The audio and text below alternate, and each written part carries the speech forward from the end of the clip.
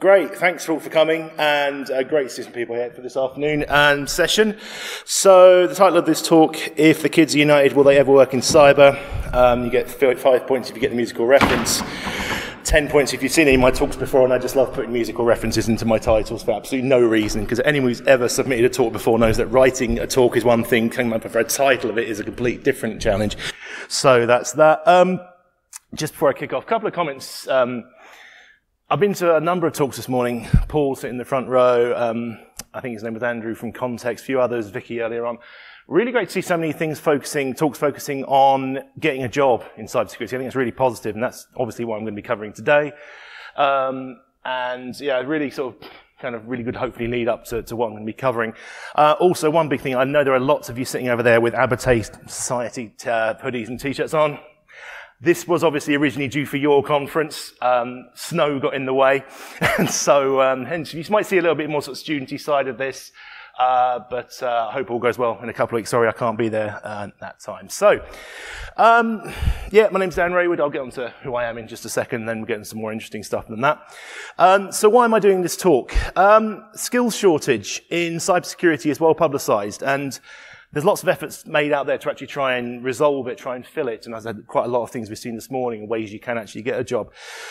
But are things actually improving on the recruitment side? Are you, those of you who are hiring, are you finding the right people coming through? Vice versa, if you're trying to get the job, are you finding the barriers? I'm going to try and address both sides of things in this talk. Also, what kind of career is the next generation looking for? And what are the opportunities out there? And let's try and understand the barriers on both sides. I think that's the hashtag. I don't know if there is actually one today. So that's kind of the agenda today. We're going to look at how big the skill shortage is, what recruiters are looking for, what do the recruiting companies, in particular a security company, look for, what sort of roles are you interested in, how do you get a job, and what sort of certs and qualifications you need. Trying to do everything in a kind of big old package for about 40 minutes. So everyone has a career path. That one's mine. I did some stuff before I got into security, which is almost 10 years now, which has gone past in an absolute blink of an eye. Most people probably still remember because I work for SC. I work for Info Security magazine now, which is obviously hugely better, but I would say that. And I'm officially on the record as Info Security magazine today, in that sense why I get to be here. So, but before that I did a number of years. I did qualifications in journalism. I did a lot of time, but I've only been in security for 10 years, so I've kind of seen opportunities and great people come and go. Many people who are in this audience right now, and kind of got the opportunity to get out and put a talk in, which got accepted for a BSides conference, which is amazing. So, why is the skills shortage a problem? Well, if you look at a number of these kind of reports that are coming up on the screen, I just looked around and I thought, how big is this skills shortage problem? And we've got 4 different reports here, all telling me 4 different things. So you've got the ISC Squared Global Information Security Workforce Study, that's catchy, showed an expected shortage of 1.8 million by 2022. That's 1.8 million that will be needed in cyber in fewer than 5 years. There's not 1.8 in this room, I know that for sure. Also on that there, you've got cybersecurity, more threats, and also slightly further down the page, scroll down there, and the bottom 2 is from Cybersecurity Ventures, could be 6 million global shortage, 6 million people by 2019, that's next year. Palo Alto Networks cited 3.5 million unfilled cybersecurity jobs by 2021, up from an estimate of 1 million by Cisco in 2014. There's a lot of numbers going around here of lots of people in a very short time. So if you are actually in the position of hiring, or you're actually trying to kind of get to the position of actually getting the job, this could actually be quite a daunting decision, because you might think, am I going to be, if you're hiring, you're thinking, where are all the opportunities? Where are the people? And vice, if you're the one getting the job, am I ever going to make that career? Am I ever going to make that decision? Well, it may seem that way, but it does actually seem a lot more scary than it actually is. I think a career in cyber is obviously a really positive thing, especially at the moment when there's so much opportunity in different parts of the industry. But the question is, this was a regretful decision to put him in, but how can you get, especially at the moment? So yeah, how can you get a job? Where do you get a job? What are the recruiters looking for? What do you have that they're looking for in particular, and what is it that exactly they want? There's opportunities out there, and the plug slide, which I'll fly through, is something we do with Info Security called Next Gen InfoSec. We talk to people hiring and sort of applying, trying to find out what they are. There's opportunities like that out in the industry to try and boost yourself.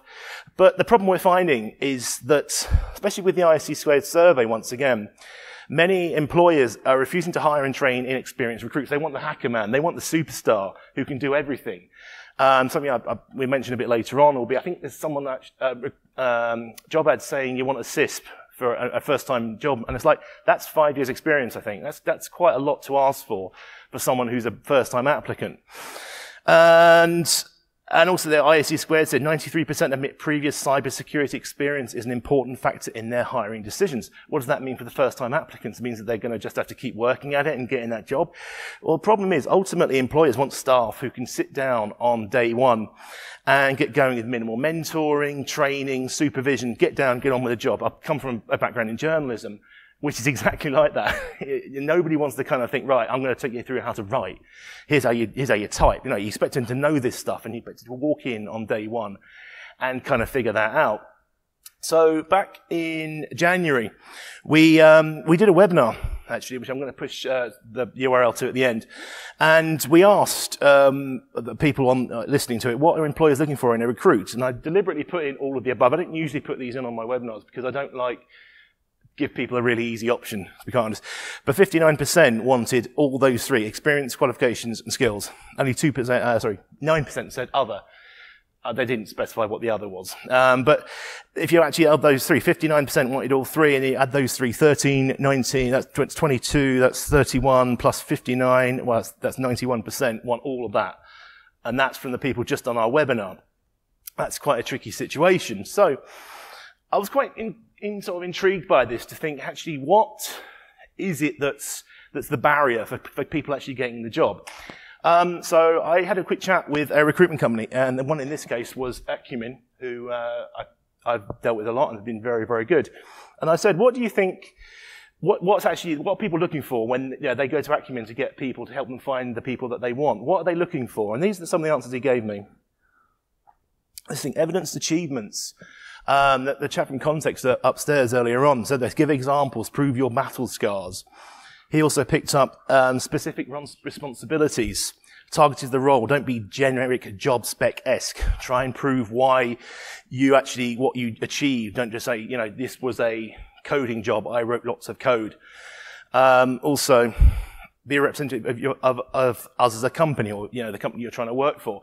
If you maybe have a certain dress sense, and that's great. That's absolutely brilliant. But is that sort of thing going to go down particularly well in a bank, for example, or even, working for someone like GCHQ, which you might want to do? Consider that. This is what Acumen were telling me, obviously. Don't list tools with no context. Did you admin, design, implement, procure? What are your skill sets? And then finally, desirable skills and experience. So it's quite a lot of detail there that actually that's what a recruitment company told me, that these are the main things that a company would look for in a new members or new applicant. So this guy's going to appear a few times because I just want to try and get some hands in the air and just make sure you're all listening. So just a quick one. I mean, in terms of, some of you at university, some of your workplace, how many of you actually are sort of training you to do like skills that those ones, actually sort of saying, right, go out and actually show that you can code and all these kind of things? Is there anyone who wants to stick their hand in there? I'm not going to pick on you. I'm just curious. No, one or two. Thanks very much. It's an interesting one, actually, that people, that our workplaces actually training you, or your universities, are they training you to actually be capable, to actually be a good employee in the future? That's something to consider. So the next thing I thought, that's what the hiring company, or a company representing hiring companies, is look for. What about in this industry in particular? And so I thought, well, what is a major product company in cybersecurity looking for? If you want to go work for the vendor and you want to work for them, what sort of skills do you actually need? After spotting these tweets in about a 3-day period, Leslie's a very lovely guy from Tenable, and he posted 5 jobs in about 3 days. Can't quite see them on the resolution there, but they're all about mid-February. I thought, let's just have a chat with Tenable. And what do Tenable think people actually want? What makes a good applicant for someone like Tenable? So, first job there, this was from Gavin Millard, who is EMEA Technical Director with Tenable. And you can see slightly sort of highlighted in yellow and bold in the middle one. What hooks me? Someone who's genuinely curious. Someone to keep on top of where the industry is going. Doing something else other than work. Doing an interesting side project. Have that tinkering nature. What he kept using on when I talked to him was aptitude. If you can show aptitude to actually go out and prove yourself, that's the sort of thing that a company like Tenable would look for. I'm not here to promote Tenable, they're not even the sponsor, but if that's the sort of a company that is actually actively hiring, as we saw with the slide just previous, these are the kind of skills they're looking for. Then he didn't come up and say, I demand CISP, I demand pen testing, I demand 10 years of going to BSides, wherever, Scotland, it's only 2 years of it, but yeah, he didn't come in, he showed this aptitude and keeping on top where the industry is going. People are genuinely interested. And moving back to that webinar that we talked about back in January, what sort of job interests you most in cybersecurity? Well, 37%, if you can see there, said CISO, senior level. That's the level they want to get to. Get into that in just a moment. Security evangelist, I was particularly interested because the webinar was about being a security evangelist. 7% of our audience, I can't remember the exact sample set from this, but 20% analyst, 27% wanted to be independent. That's kind of an interesting one. I know there's a lot of companies in the foyer area, and obviously probably in this room as well, who are consultants, pen testers, or want to get to that stage. But it's actually getting into the big job, getting into the CISO position that most people are interested in. So, yeah, CISO. That's the big job, is it? You want to be the boss at the top. You want to be telling people what to do, and you want to be doing the procurement. If you saw Paul this morning, I think, you covered most of the stuff that were in there. And I'd be quite interested to see your thoughts on these, actually. I'm going to look at your reaction as I talk. So, people want to be the boss. What advice is there on how to become a CISO? This also came from Acumen. You're not going to go from the SOC to CISO. Be realistic on your next job. Is that right? Good. Interviewed you for this, shouldn't I? Make strategic steps and understand what you are good at. And finally, not everyone has to be a CISO in the end. Tailor your path. So that 37% said they wanted to be senior level, wanted to get to CISO position. Well, actually, only a few are going to get there. I've got a statistic in a moment I'm going to show you. So this guy again. Anyone here who's not a CISO who wants to be a CISO one day? Shout, or put your hand up. If you're too nervous, put your hand up and just shout. I see 3 or 4. Good. 4, 5. Oh, even better. There we go. The CISOs of the future and the current. Not the past anywhere, probably anyway. But yeah, it's a good job to get. I mean, I think, Paul really laid out some really good examples this morning of what the CISO role, actually consists of. But I think one of the big problems is, do people understand what it actually takes to get to that position and also, I suppose, be good at that position as well? If we also consider the fact that 27% want to do some sort of pen testing or ethical hacking role, so they get to wear the white hat and do the matrix, in which you nicked my jokes earlier, but no. You get to sit in front of a computer screen and look with a sort of blank face like that. Also, of course, 7% only wanting to become a security evangelist. So should we all be security evangelists now? No, of course we shouldn't, because nobody wants to be working for a vendor, which is quite interesting, because it's a pretty good job, but people do seem to move around quite a lot. So you want to be a CISO. And there's lots of good advice there about how to become a CISO, and I think it's ultimately a career progression thing. And I think you probably talk to Paul a lot and get a lot more advice on this. That's actually what's the best thing to actually do and to get to that CISO position. A few little points of reference I can point you to. One is look for a talk by Tom Langford and Lee Munson from IrisCon last year. They talked about how to actually get to sort of prove yourself in the industry. And also the other thing, I look for F-Secure's Cybersecurity Sauna podcast, particularly episode 2. They talk about the real need for people who can design stuff, who can architect, who can review, fix and test, that real hands-on capabilities. That's where the shortage is, according to F-Secure. But in terms of, do you want to be a CISO? It seems like, those of you who put your hand up, it's a good position to be in.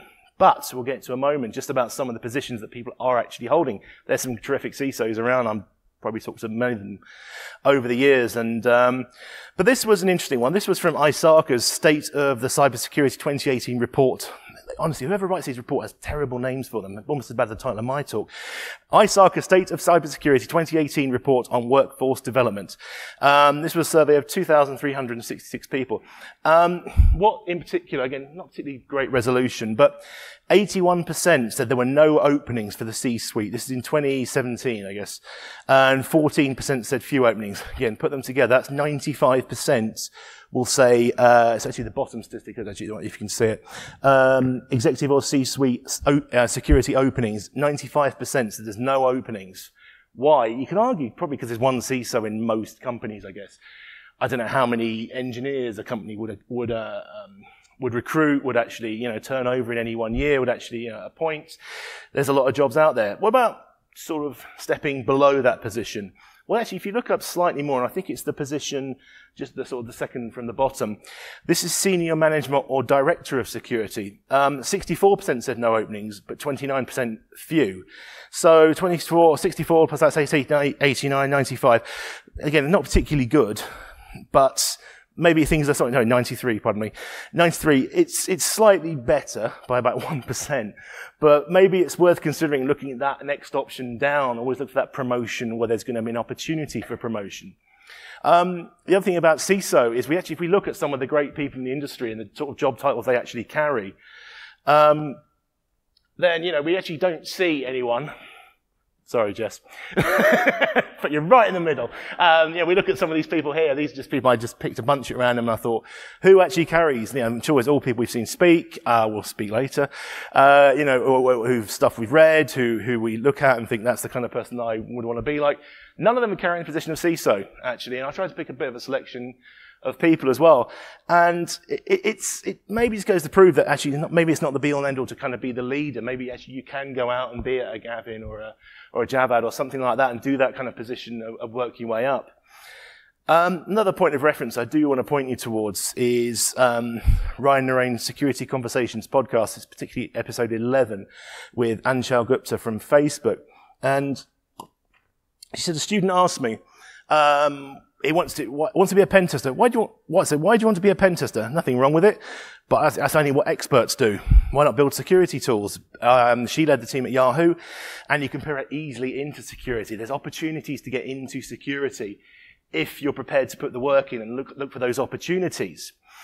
I'm just going to push on to this one then. This is again also from that webinar.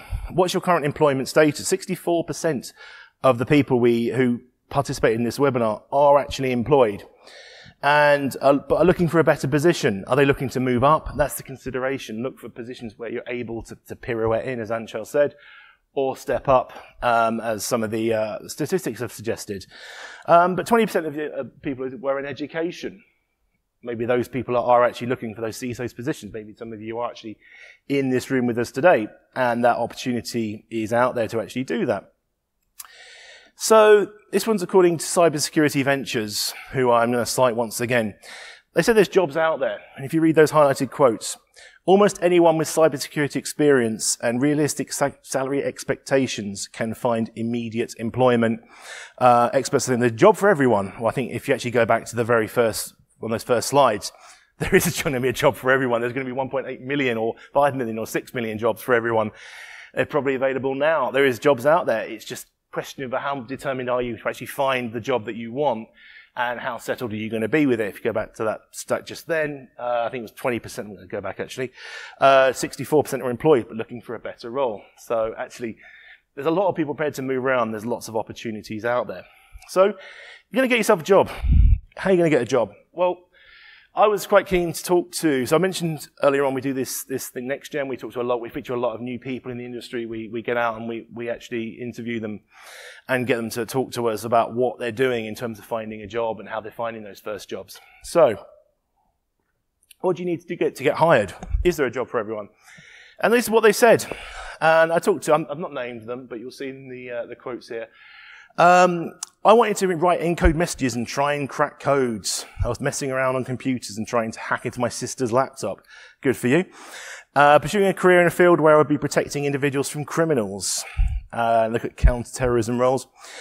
Opening in the university's office, the university CISO, who was my professor, asked if I was interested in the job. That's quite a nice thing to have, isn't it, really? If you're actually able to go out and talk to the guy who's teaching you and he gives you the job.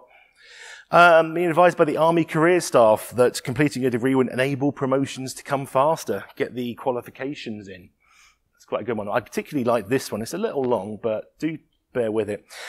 I went to be a police officer, and I did an internship with my local police department, which lasted almost 3 years. I handled the computers in the police cars since I was already good with computers, but I couldn't be the police officer until I was 21. I got into IT right out of high school. When I translated into cybersecurity, when I was 21, I was already making double what a police officer makes. I honestly can't remember at the top of my head who this was, but I loved it. I thought it was one of the best comments I'd received, a survey I did. So what about getting that job? What about the time to get that job? How long did it take? I received my job offer during my second year of university. We see a lot of universities offering work placements now. That's how many people actually want to go out and do that work. You lure them with the kind of the carrot of actually this is what a working life looks like. Well, maybe actually that job comes around. Neighbour's brother owned his computer forensic firm, which after... Sorry, cut the text off there. I'm sure it was fascinating. Anyway, yeah, his computer forensic firm. Process over a month to get a job. You're taking a month. How many other people looking for you? There's 1.8 million, 5 or 6 million. If you're taking a month to try and figure someone out, then people might be talking to other people. Short interview. I landed an internship. 6 to 8 months to be offered a position, which I ended up rejecting until the summer of 2016, which I'm currently still in. This was all done at the start of the year, by the way, so hopefully that person is still there.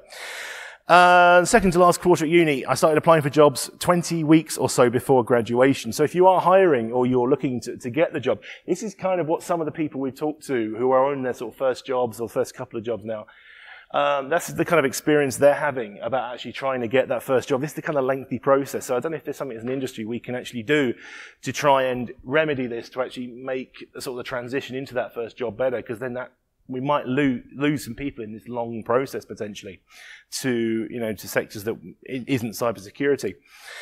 And one of them from the ISACA survey, 26%, it can take 6 months to fill a position, 25% 3 months, 19% didn't know, at the very bottom statistic there, time to fill a cybersecurity position. And it's just kind of quite a little bit soul destroying for me. I think if it's going to take that long for someone to get a job, I mean, what's kind of going through? I know some of the, like NCC, for example, do the academy, which gets you into the work placement whilst you're being interviewed and gives you the hands-on experience, which I think is absolutely great. And hopefully there's a lot of other opportunities like that out there. Just a couple more from the little survey I did then. Was it clear what you needed to have, as in qualifications, certifications, to get a job? Oh, these all come up together. I ended up entering a graduate scheme with my current company, despite having worked for 3 years beforehand. None of the jobs required any specific qualifications. It usually seemed more focused around a keenness to learn new skills. It was obviously needed a decent amount of networking skills for the entry level. Even in 2012, here we are. Most organizations were still in their infancy with respect to cybersecurity. CISP was a required cert on the vast majority. And the bottom one there, which is quite small, employers were open with what they were looking for, including listing several essential requirements. Lots of stuff going on there. So, yeah, there's still quite a lot of problems. I know that conversations I've had about people talking to HR departments. The HR departments have this list of essential skills that you must have, and you must have, A, at maths and GCSE, and you might be in your 30s. That's not me at all, because I still got that when I was in my 20s. I was still getting 1 year of maths GCSE. So, yeah, it's still that problem there, and this is a disconnect within businesses. So, this chap again. Maybe just sort of those of you who are looking for your first job, and maybe you're in your first job, is it obvious what you need to have? Sometimes are you kind of getting a bit lost? If I see shaking heads, that's good. It's not obvious to know what you need. And that's the problem, I think, as an industry. I think something we need to address. If we're going to try and resolve this skills gap, what we need to do is go out and say, right, this is what we need to do, and what the industry needs to help businesses do. Or, if you're working for a business, help your business realize this is what we need to do to help people out. So, this one, just part of in terms of qualifications, Tracy's a really cool person to follow on Twitter if you don't already. Works in Pennsylvania for a large pharmaceutical. We're doing a Twitter takeover 15th of December, as you can see on the date. And I asked her, what would you recommend someone looking to get a job in security do? I was already thinking about this talk back in December. If they don't have what would be deemed to be directly relevant experience, get a Network Plus cert. Or at least study networking, understand that, and then get on to security. Do some side thing first, then move on. She was very fortunate. She had a society called Women's Cyberjutsu in the US. I don't think they do much over here. She told me she was able to work through them. But certifications are ultimately something that you do ultimately. I don't think many people here at university level are probably doing certifications. I mean, you might be talking to things like Crest or guys like that, or doing something maybe a bit more practical to try and boost your learnings. But it's ultimately, it seems a bit lost for people to know what sort of certifications they should be doing and maybe kind of figure things out. Tracy's case was networking. So if it's about certifications and you do want to get the job, as Mr. Napoleon Dynamite's brother, I can't remember his name, as he determines he's got his job, is it about certifications? And what do you need to get the job? Well, just a few more comments then from Tenable and from Acumen. From Tenable, in terms of certifications, depending on what field you're going into, hiring data scientists, and if you've never heard of CSP, and also I think he says here, NCC don't have 100 pen testers with CISP. Anyone from NCC, do tell Tenable if that's incorrect, but that's what he told me. Have a diverse background. Again, he talks about aptitude quite a lot. And Acumen, CISP and CISM are validator of quality. But what do they exist for? He's being controversial. Makes you look more attractive, but does not validate your career. I think most people, by the sound of what I've been covering, is people not looking for a sort of a stamp on your forehead saying this person is good enough. It's more about the capabilities you can bring to the job. So I want to just kind of, as we sort of just move to wrap up here, in terms of education, this is a Twitter poll I ran via InfoSecurity's Twitter. What was your educational background before getting into cyber? 47% computer science. It's this kind of theory that everyone has to have had a computer science degree in order to get a job in cybersecurity. But only 47% of the 393 who voted in that said that was for computer science. 20% engineering, 30% other. I said, please specify. Oh, and everybody did. These are some of the jobs that people said and over Twitter to me. Theatre lighting, criminology, social science, economics, journalism, maritime studies, accountancy, sociology, psychology. Don't have to have a computer science degree. I'm sure it's great. I'm sure computer science degrees are really, really improving. There's cybersecurity modules out there which will boost you. But ultimately, it just goes to prove that if you can actually do something else that isn't sort of the norm and everyone's following the same old path. And also, we haven't really touched on diversity here, but maybe not everybody in computer science is, wanting to do computer science. Maybe something else, the aptitude that you can bring to the job is great. But what if you do want to get one of the top jobs? What if you do want to work for a big company and you want to do a big cybersecurity job? Spotted this on Twitter some time ago. MSRC, Microsoft Security Research Center in Redmond, looking for experienced cybersecurity professionals to join our team. That's interesting. I thought, what sort of thing do Microsoft deem to be an experienced security professional? Well, here we go. This is the qualifications. 5 years or more in experience, project management or incident response. Minimum of 2 years experience. What about qualifications? A degree in computer science. Oh, thanks, Microsoft. Thanks for that. Or a similar field or its equivalent experience. Tell us what equivalent experience is, Microsoft. Don't just say that. Say this is what the sort of person, the research side of things. And a demonstrated interest in information security or prior experience in product development. And that sounds like someone that they're trying to nab from a competitor, if you ask me. But yeah, computer science, again, it's like, is this sort of kind of obsession with computer science in this industry? Is it good? Is it training everybody to be it? Is every CISO, all of you shook your head at me and didn't understand what you need or put your hands up to say you wanted to be a CISO? If you're doing computer science, maybe you did computer science and maybe you're still not finding that position that, people aren't throwing job offers at your company or your university. Maybe that's a slight problem. But this is what a senior hiring company like Microsoft is looking for from their people. And apparently to get a big job with a company like Microsoft, it's a wonder that only 7%, oops, sorry, I lose my mouse. Only 7% want a job as a security evangelist in the poll we did earlier on. So that's probably because this is the level you need to become a security evangelist, and you're going to work for these kind of companies in order to get that high up. So it is a tricky one. But I mean, overall, and in kind of conclusion, I think that cybersecurity is in a really sort of positive place. And I think, if we're going to sort of draw some conclusions from all this research I've just presented over the last 40 minutes or so, there are lots of jobs, and there are continuing to be lots of jobs available. And I think that 2022 figure is going to push 2025, 2030 to the point where I'm retiring probably, and it's still going to be unfilled because I don't think we've had a solution as an industry to try and fill this situation up and fill this problem up, really. So I think for kind of, those of you who are at university or are in your first job, is it just a case of you go out, you get skilled, you get certified, and, qualified, and you walk in like sort of kind of, big bags packed full of certificates and books saying, right, I'm ready, launch me on your SOC now. When actually what they might think, actually you're overqualified. That's probably the worst thing actually, if anyone says you're actually overqualified for the job. Acumen did say to me there was a concerning volume of graduate students seeking work experience. He called it a concerning volume. And this is an industry that's becoming top heavy. There are too many barriers and we're creating more.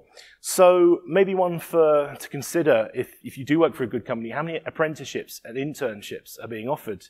The late Stephanie Damon from Cybersecurity Challenge about 2 or 3 years ago said this, we need more apprenticeships in this industry. We need more people coming out and offering you the opportunity to come. I'm going to take Dracula off in a minute, by the way.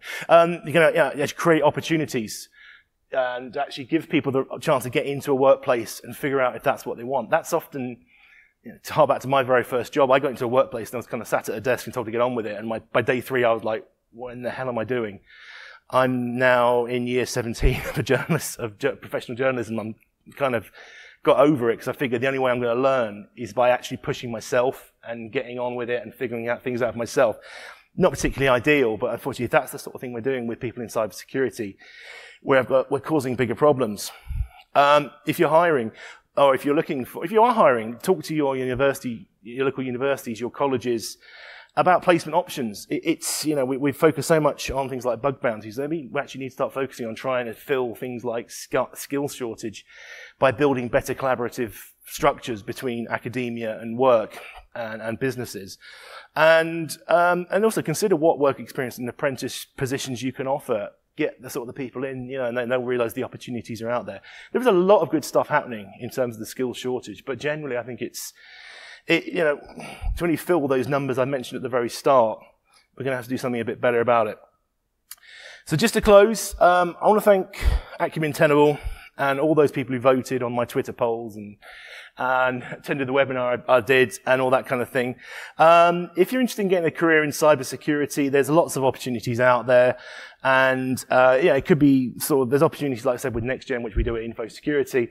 Helps you build a profile, do a bit of, get yourself known to the industry, and you can go to an employer and say, what attitude have you had? And they said, well, I talked to that bloke over at Info Security about this, and this is the thing we did. And he's like, oh, that's quite impressive.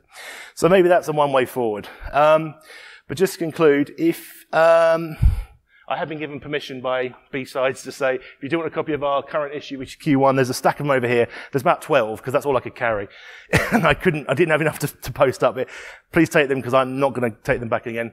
The webinar I mentioned is on the top corner there. It was on the 11th of January, and it's on infosecuritymagazine.com. If you don't get a copy of that, if there's any left, digital editions is there. If you want to tweet us, at InfoSecurityMag, I'm at Dan Raywood, and that's my email. And with that, I am done. Thank you very much for listening.